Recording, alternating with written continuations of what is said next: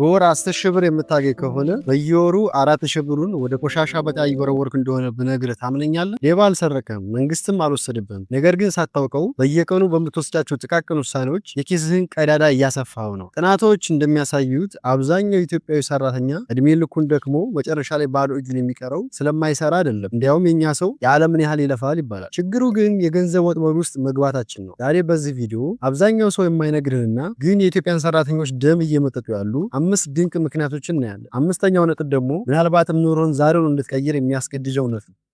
አንደኛው ሶሻል ታክስ ወይም ደግሞ ለሰው መኖር ሲሆን ኢትዮጵያ ውስጥ ስንኖር እንደምታውቁት የማይታይ ግብር እንከፍላለን። እሱም ለሰዎች ተብሎ የሚደረግ ነው። እስኪ ኪሳችሁን ጠይቁ። ለመጨረሻ ጊዜ የገዛው ውድ ስልክ ወይም የተጫማው ጫማ ለብራንዱ ነው ወይ ሰው እንዳይል ብለን? የኛ ሰው ደሞዙ 2 ሺህ ብር ሲጨምር መጀመሪያ የሚያስበው የተሻለ ቤት ስለመከራየት ወይም ደግሞ የተሻለ ጥራት ያለው ልብስ ስለመልበስ ነው የሚያስበው። ለምን? ምክንያቱም ማህበረሰባችን ሰው የታየለትን እንጂ የቆጠበውን አያደንቅም ብሎ ስለሚያስብ። ነገር ግን አንድ እውነት ልንገራቸው፣ ሀብታም ለመምሰል የምታወጣው እያንዳንዱ ብር ሀብታም የመሆን እድልን በገዛ እጅ እየቀበርክ ነው። ሀብታሞችና ድሃ ሰራተኞች የሚለያዩት እዚህ ጋር ነው። ድሃ ሰራተኛ ገቢው ሲጨምር ኤክስፔንሱን አብረው በመጨመር ወጪ የሚጠይቁ እቃዎችን ይሰበስባል። ሀብታሞች ግን ገቢያቸው ሲጨምር ገቢ የሚያመጡ ባካፕ ኢንቨስትመንት ያላቸው ላይ ገቢያቸውን ኢንቨስት ያደርጋሉ። ለምሳሌ አክሲዮን ይገዛሉ፣ መሬት ይይዛሉ፣ ወይም ትንንሽ ንግድ ይጀምራሉ። ጓደኞች፣ ሰው የሚላችሁን ትታችሁ ኪሳችሁን አዳምጡ። ዛሬ ቦሌ ላይ በውድ ልብስ ሲዘንጥ የምታዩት ሁሉ ኪሱ ሞልቷል ማለት አይደለም። ብዙ ሰው የሀብታም ምስኪን ነው። ግን ዛሬ ተንቀህም ተተችተህም ቢሆን የነገ ነፃነት ላይ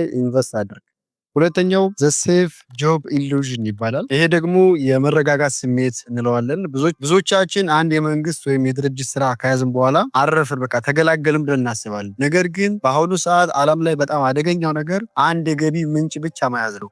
ኢትዮጵያ ውስጥ ያለው የዋጋ ግሽበት 30 እና 40% እየሆነ ባለበት ወቅት ደሞዝ በየአመቱ በዛው መጠን ካላደገ በየቀኑ ድሃ እየሆንክ ነው ማለት ነው። ዛሬ የምትገዛውን እቃ ቀጣይ አመት ነገና ከነገ ወዲያ በዛ ዋጋ እንደማታገኘው እያወቅህ በአንድ ደሞዝ ላይ ብቻ መተማመን ራስን እንደማታል። ስለዚህ አሁኑ ሳይዳ ስለሆነ የጎንዮሽ ገቢ ፍጠር። ሶስተኛው ኢንፎርሜሽን ፖቨርቲ ወይም የእውቀት ድህነት ይባላል። ይሄ ነጥብ በጣም ወሳኝ ነጥብ ነው። ምክንያቱም ትምህርት ቤት ገብተህ ያልተማርከው እውቀት ስለሆነ ማለት ነው። ዩኒቨርሲቲ ገብተህ ኢንጂነር ወይም አካውንታንት እንድትሆን ትማራለህ። ነገር ግን ገንዘብን እንዴት ማሳደግ እንዳለብህ በፍጹም አያስተምሩም። ለዛ ነው አብዛኛው መንግስት ሰራተኛ ገንዘቡን ለሱ እንዲሰራለት ከማድረግ ይልቅ እንዴት ገንዘብ እሰራለሁ በሚለው ላይ ነው አብዛኛውን ጊዜውን የሚያባክ። ራሳችሁን ጠይቁ። ካለፈው ዓመት ወዲህ የገንዘብ እውቀታችሁን ለመጨመር ስንት መጽሐፍ አናብባችሁ? ስንት የቢዝነስ ስልጠናዎችን ወሰዳችሁ? ስንት ቲዩቶሪያሎችን አያችሁ? እውቀታችሁ እስካላደገ ድረስ ኪሳችሁ በፍጹም ሊያድግና ሊዳብር አይችልም። ፋይናንሻል አይኪዋችሁን ማሳደግ ከፈለጋችሁ ይህንን ዩቲዩብ ቻናል አሁኑኑ ሰብስክራይብ አድርጉ። አሁን ሰብስክራይብ ባታደርጉኝ ወደፊት የግድ ሰብስክራይብ ታደርጉኛላችሁ። ምክንያቱም በዚህ ቻናል በጣም ጠቃሚ የሆኑ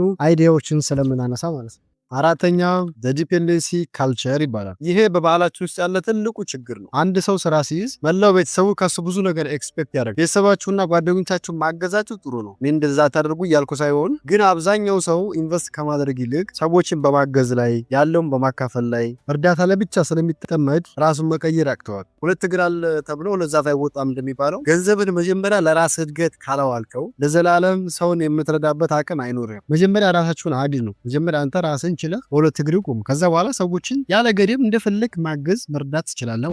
አምስተኛውና የመጨረሻው ስካርሲቲ ማይንድሴት ይባላል ወይም የአስተሳሰብ መጥበብ ነው። ይሄ የሁላችንም ችግር ነው ብዬ አስባለሁ። ምክንያቱም ትልቁ የህይወት እንቅፋት የጥረትና የእውቀት ማነስ አይደለም፣ የአስተሳሰብ መጥበብ ስለሆነ ማለት ነው። ሀብታም መሆን ለእኔ አይገባኝም ወይም ለገሌ ይሁንለት ብለን በውስጣችን የምንተው ነገር አለ። ጓደኞቼ፣ ገንዘብ ክፉ ነገር አይደለም። ገንዘብ ነፃነት፣ ገንዘብ ምርጫ ነው። ገንዘብ ደስታን አይገዛም ብትሉኝ ራሱ መከራየት ትችላላችሁ። ራሱ ደስታ ነው ማለት። ሀብታም ለመሆን ፋይናንሻል ፍሪ ለመሆን መጀመሪያ ሀብታም መሆን እችላለሁ ብለህ አይምሮውን አሳምኑ። ከዛ በኋላ መቆጠብና ማቀድ ትችላለህ ማለት ነው። በዚህ ዩቲዩብ ቻናል ላይ የምነጋገረው ስለ ገንዘብ ብቻ ሳይሆን ስለ ህይወት ነፃነት፣ ስለ ገንዘብ ነፃነት ነው። ይህ ቪዲዮ አይናችሁ እንደከፈተላችሁ ተስፋ አደርጋለሁ። ከነዚህ ከ5 ነጥቦች የትኛው እንደተመቻችሁ ኮሜንት ላይ አሳውቁኝ። በቀጣይ በአሪፍ ቪዲዮ እንገናኛለን። ሰብስክራይብ ካላደረጋችሁ ሰብስክራይብ አድርጉ። እንዲሁም የደወል ምልክቱን በመጫን አዳዲስ ነገሮችን ስለክ እንዲደርሳችሁ ማድረግ ትችላላችሁ። ሰብስክራይብ ካላደረጋችሁ አሁን ሰብስክራይብ አታደርጉኝ ራሱ ቀጣይ በግድ ሰብስክራይብ ታደርጉኛላችሁ። ምክንያቱም በዚህ ቻናል እጅግ በጣም ጠቃሚ የሆኑ የቢዝነስ ሀሳቦችን ስለምንለቅ ማለት ነው። ስለዚህ አሁኑኑ ሰብስክራይብ አድርጉ።